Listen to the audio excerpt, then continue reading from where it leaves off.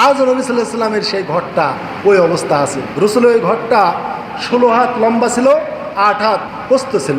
এই 16 হাতের মধ্যে মসজিদের সংলগ্ন যেটা রসুল্লাহ সাল্লাল্লাহু আলাইহি সাল্লামের মেম্বার, আল্লাহ রসুল বলেছেন মা বাইনা বাইতি ও মেম্বারি রাউদাতুম মিন রিয়াজিল জান্নাহ।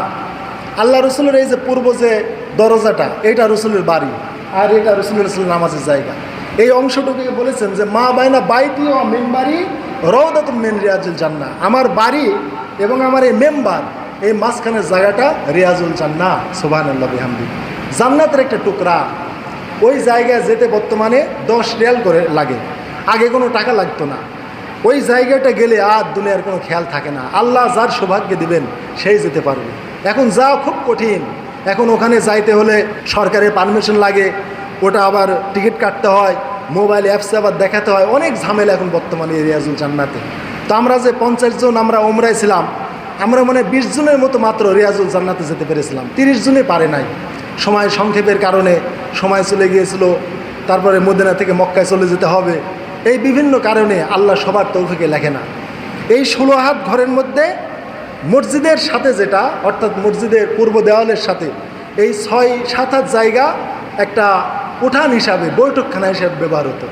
রসুলের সাহাবীরা মসজিদ থেকে গিয়েই ওখানে কথা বলতো। তাহলে মূল বেডরুম ছিল মাত্র 10 হাত লম্বা, 8 হাত চওড়া, 4-5 হাত উঁচু ছিল, ছোট্ট ঘর। ওই ঘরের মধ্যেই আল্লাহ রসুল সাল্লাল্লাহু আলাইহি সাল্লামকে শোয়ানো রয়েছে।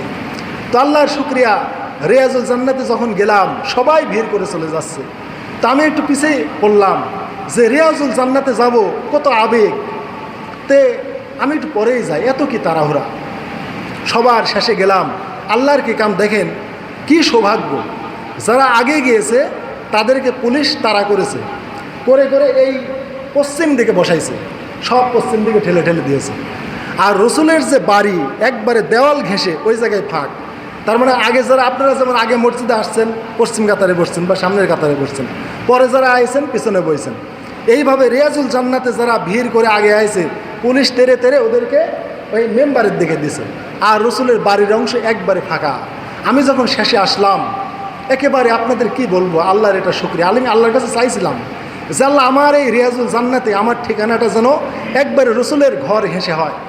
আল্লাহর কি কাম, যেই ঢুকলাম দেখি যে রসুল্লাহ সাল্লাল্লাহু আলাইহি সাল্লাম যে দরজা দিয়ে বের হয়ে, তার বাড়ি থেকে বের হয়ে তার মেম্বারে আসতেন, একবার ওই দরজার কাছে ফাঁকা জায়গা, একবারে সামনে ওই জায়গা এরকম 2 ফুটের মতো একটা বাটজালা আছে, এখনও আছে। ওইটা একটা ছোট্ট 2-2.5 ফিটের মতো একটা বাটজালা, একটা জানালা রাখা আছে, লোয়ার গ্রিল দেওয়া আছে এবং পিছনে একটা গ্রিল দেওয়া আছে। এরকম এই বাড়ির শুরুতে একটা এবং পিছনে একটা, এরকম 2টি গ্রিল দেওয়া আছে। আল্লাহর কি কাম, আমি একবারে বাসজালার সামনে আমি ভুলকে দিয়ে রসুলের সরাসরি বাড়িটা আমার দেখার সুযোগ হয়েছে, কিন্তু ভিতরে অন্ধকার, কিছু দেখা যায় না। তো এই অংশের পরেই নবী সাল্লাল্লাহু আলাইহি সাল্লাম শুয়ে আছেন।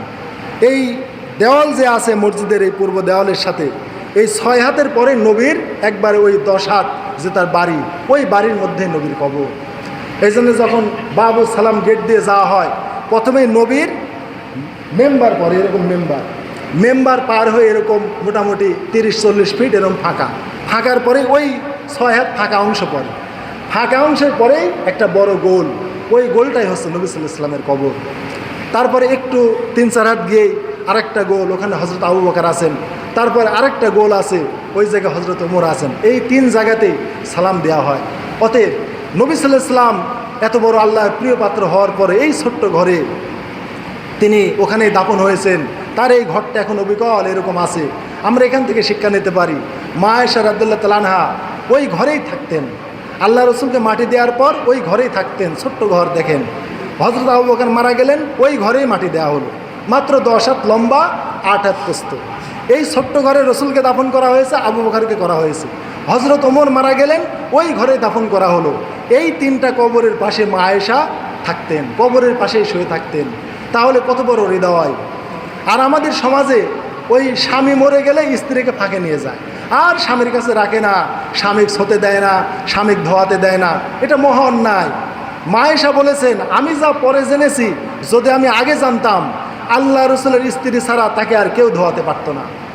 অর্থাৎ স্ত্রী যে স্বামীকে ধোয়াতে পারবে, এই হাদিসটা যদি আমার আগে জানা থাকতো বা আমার জেহেনে আসতো, আল্লাহ রসুলকে আমরা কাউকে ধোয়াতে দিতাম না।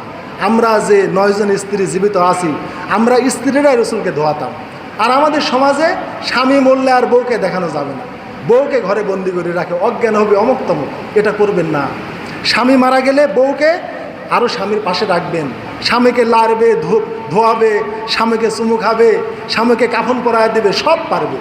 জীবিত অবস্থায় যেরকম খেদমত করেছে, মৃত অবস্থায় ওরকম খেদমত করতে পারবে, সব করতে পারবে। কিন্তু আমাদের সমাজ উল্টো, স্বামীকে ধোয়াতে দেওয়া হয় না, দাফন কাফন করতে দেওয়া হয় না, স্ত্রীকে ফাঁকে রাখা হয়। তোমার কাম খালি কাঁদা, তুমি ঘরে বন্দি থাকো আর কাঁদো স্বামীর জন্য, কিন্তু মরার পর আর স্বামীর কোনো খেদমত করতে দেয় না।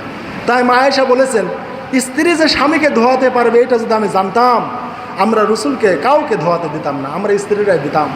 তো মা আয়েশা রাদিয়াল্লাহু তাআলা আনহা 50 বছর রসুল ইন্তেকালের পর ওই ঘরেই থেকেছেন, যে ঘরে আল্লাহ রসুল রয়েছেন, আবু বকর রয়েছেন, ওমর রয়েছেন। এই 3টা কবরের পাশে বেড পেরে ওই কবরের পাশেই তিনি 50 বছর জীবন অতিবাহিত করেছেন। 58 হিজরিতে আমিরে মুয়াবিয়ার টাইমে মা আয়েশা রাদিয়াল্লাহু তাআলা ইন্তেকাল করেন, বাকি কবরস্থানে তাকে দাফন করা হয়। তাহলে এই যে স্বামীর কবরের পাশে 50 বছর কাটাইছে, আর আমরা স্বামীর ঘরেই মরার পর আর স্ত্রীকে রাখেন, এগুলো ভুল ধারণা। অপসংস্কৃতি সমাজের এই কাজগুলো করবেন না।